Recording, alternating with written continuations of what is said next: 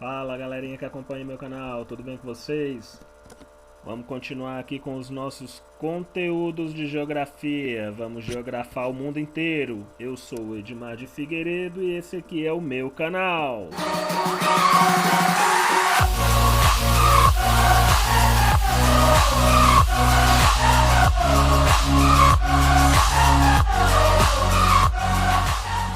Bom, gente, vamos lá então para o nosso conteúdo aqui de geografia. Vamos para sistemas econômicos.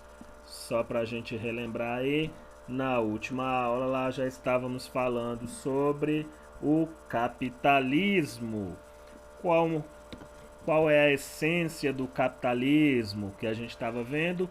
É o lucro, né? A acumulação de riquezas, a acumulação do capital, ou seja, é procurar ficar cada vez mais rico, tá? Então o capitalismo diz que quanto mais rico, mais poderoso, mais bem-sucedido você é na vida. Então, o capitalismo vai estar sempre dizendo para você que você tem que procurar estar ganhando cada vez mais, tá bom? E aí a gente tem alguns elementos básicos do sistema capitalista. Quais são eles? Propriedade privada dos meios de produção. No capitalismo, o proprietário dos meios de produção são as pessoas, né? E não o governo. Então, as pessoas têm propriedades particulares que servem como meio de produção. Então, as fábricas, as indústrias, elas vão ser privadas, tá? Vão ser particulares. Outra característica aí do capitalismo é a economia de mercado. Como é que é essa economia de mercado? É uma economia controlada pelas empresas. Então as empresas é que vão estabelecer ali quando produzir, quanto produzir, onde produzir, de acordo com os seus interesses, tá certo? Então, se a empresa decide produzir mais, ela vai produzir mais. Se ela decide produzir menos, ela vai produzir menos, tá bom? Então aí ela vai fazer essa relação aí, tá bom? A economia de mercado. E a outra característica é o trabalho assalariado. O que é esse trabalho assalariado? Os donos dos meios de produção, né, a galera aqui que tem as propriedades privadas onde se produzem, eles vão pagar um salário para o seu trabalhador. Então o trabalhador vai receber um salário pelo trabalho que ele executa. Sempre lembrando que aí o nosso capitalismo vai procurar fazer com que o trabalhador receba o mínimo possível, tá certo? Para que ele quer que o trabalhador receba o mínimo possível? Para maximizar os lucros. Então, quanto menos você gasta com trabalho, né, com seus trabalhadores, maior vai ser o seu lucro. Então, estamos aí com mais um dos objetivos do capitalismo, tá certo? Vamos continuar aqui, deixa eu ampliar a nossa telinha. Amplia. E a tela não quer ampliar. Bom, vamos assim mesmo. Vai que ela resolve ampliar depois. Então vamos lá para outras características aí do nosso capitalismo. Temos a lei da oferta e da procura, tá bom? Então, lei da oferta e da procura. Não sei se dá para identificar aí. Eu vou tentar ampliar aqui mais uma vez. Agora foi. Então, tá lá, ó. Lei da oferta e da procura. O que é isso? O que é essa lei da oferta e da procura? É basicamente o seguinte: quanto maior a procura por um determinado produto, maior será o preço por ele, né? O preço que você vai pagar por ele. Por exemplo, agora temos aí um caso bem específico do álcool em gel, né? Eles aumentaram muito o preço aí nesse período agora de pandemia. Por que o preço subiu? Porque a procura por esse produto é muito grande. Tem muita gente procurando e a oferta no mercado é muito pequena. Então tem pouca oferta e muita procura. Quando a oferta é pequena e a procura é grande, os preços sobem. Quando é o contrário, os preços descem, tá certo? Outro fator aí que vai estabelecer a nossa relação de preços dentro do capitalismo é a concorrência, tá? Então, quanto maior a concorrência, quanto mais concorrentes você tiver, provavelmente mais barato vai ficar o seu produto, tá certo? Por que vai ficar mais barato? Se você tem muita concorrência, significa que tem muita gente ofertando aquele mesmo produto. Se a oferta é grande, o preço cai, tá certo? Então, quanto maior a concorrência, melhor para o consumidor. Não é tão bom assim para quem está produzindo. Para o empresário é horrível a concorrência, tá bom? E temos aqui também uma outra característica do capitalismo, que é o lucro. Não é só uma característica, mas é o principal objetivo do capitalismo. O principal objetivo, então, é o lucro, é aumentar o seu lucro, é ganhar cada vez mais. E onde surgiu esse capitalismo aí? Bom, o capitalismo ele teve origem na Europa no final da Idade Média, tá bom? Então, no final da Idade Média, a gente tem aí o capitalismo surgindo. Só para vocês entenderem aí, é mais ou menos ali no período em que a gente teve aí as grandes navegações, onde o Brasil foi descoberto, né? Então esse foi o período aí do surgimento do capitalismo. Bem velhinho já o capitalismo, hein? Mais de 500 anos, senhor idoso. Bom, então esse sistema ele foi se aprimorando, tá certo? E ele teve várias facetas, várias faces, várias transformações. Primeiro, a gente vai ver aí o capitalismo comercial. Como é que foi caracterizada essa fase aí do capitalismo comercial? Ele foi marcado principalmente pela expansão marítima, que eu acabei de falar aí, o período das grandes navegações, lá no final do século XV. Tá? Nesse período aí os europeus eles foram tomando conta dos territórios do mundo inteiro e ampliando os seus mercados e negociando, comercializando cada vez mais. Por isso, capitalismo comercial, tá bom? O comércio aí era o principal potencializador do capitalismo. Depois passamos para uma segunda fase do capitalismo, que era o capitalismo industrial. Como é que é esse capitalismo industrial? É onde a gente tem aí a invenção das máquinas a vapor no final do século XVIII, lá com a nossa Revolução Industrial que ocorreu na Inglaterra. E o que é que isso tem a ver com o capitalismo? Tem a ver que a indústria passa a produzir agora em grande escala. Isso significa que tem muito mais produtos sendo lançados no mercado, tá bom? Então, quanto mais você produz, maior é a chance de você obter mais dinheiro, né? Quanto mais produto você tem a oferecer, maior a oportunidade de vendas e maior também vai ser o seu lucro. Além disso, esse capitalismo industrial ele ficou caracterizado aí por trocas internacionais, na busca por territórios e por matérias-primas que eram essenciais na produção industrial, tá certo? Vamos continuando aí. Outra face aí do capitalismo é o capitalismo financeiro.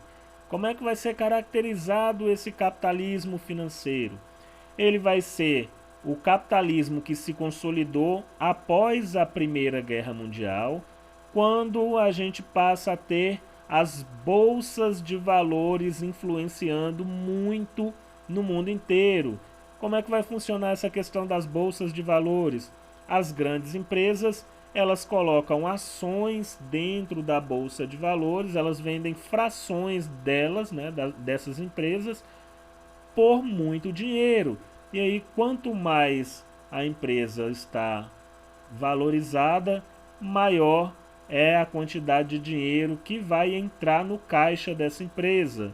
Então aí temos o capitalismo financeiro sendo potencializado aqui, ó, pelas bolsas de valores. Continuando, vamos ao sistema socialista.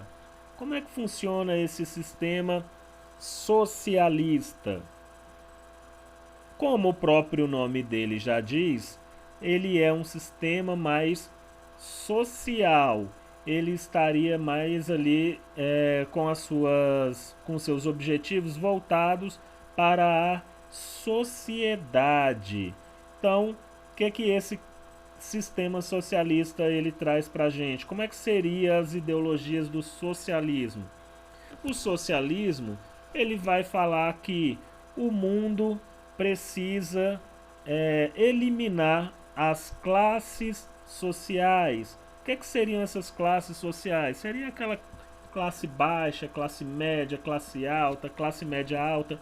Eliminaria todas essas classes sociais, né, colocando todas as pessoas dentro de uma classe única, onde se uma pessoa fosse rica, todas seriam ricas.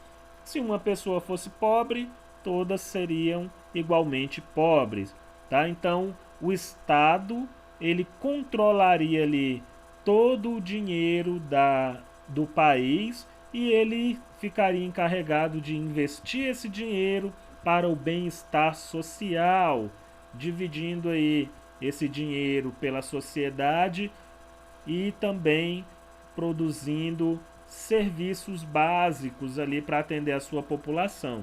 Serviços como saúde, educação, habitação, transporte, entre outros. E quais são as características desse socialismo? Ele prega a estatização. Lembra que lá no nosso capitalismo estava falando que ele pregava a propriedade privada. Aqui não, aqui a gente tem a estatização. O que é isso? O governo passaria a ser dono dos meios de produção, não mais os empresários, né? Não seria mais algo particular, seria algo público, tá bom? Público que eu falo do governo, tá certo? Não de empresários, não seria particular. Outra característica, economia planificada. O que seria essa economia planificada? As atividades econômicas seguiriam um planejamento que foi feito pelo Estado. Então ele ia decidir o que ele vai produzir, como que ele vai produzir e o que ele precisa produzir, tá certo? Então ele produziria de acordo com as necessidades da população, tá? Isso aí é uma economia planificada, ela vai seguir um plano do governo, tá bom?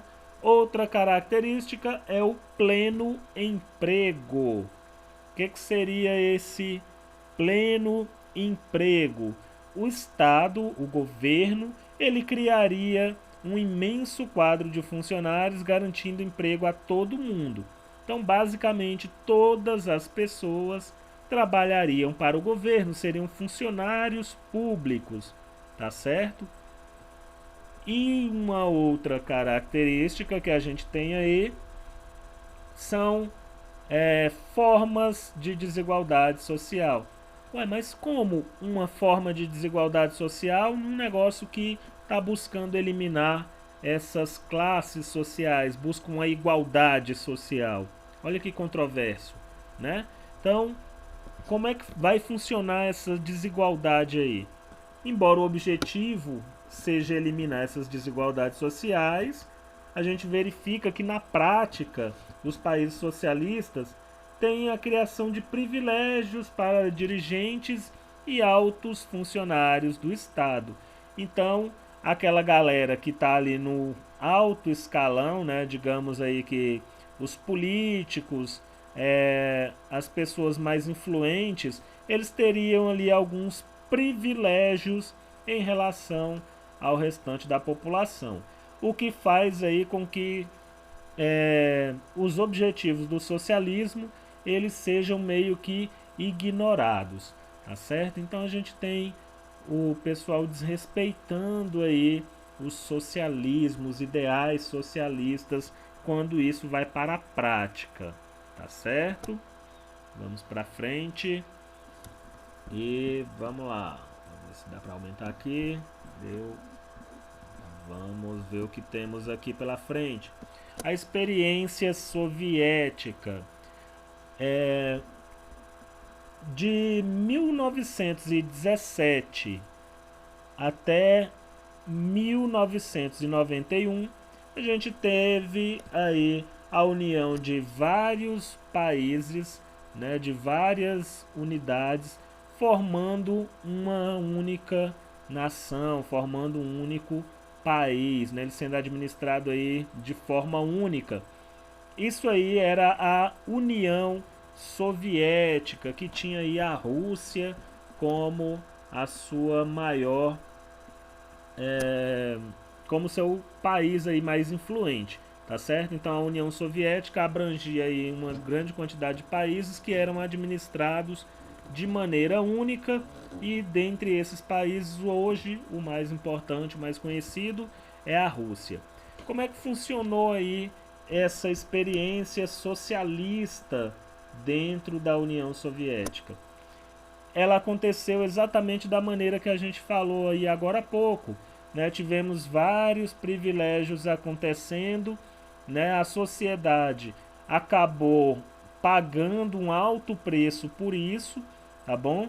Sem contar que durante um longo período a União Soviética ficou aí numa guerra com os Estados Unidos, na chamada Guerra Fria, para decidir quem é que seria a maior potência do planeta.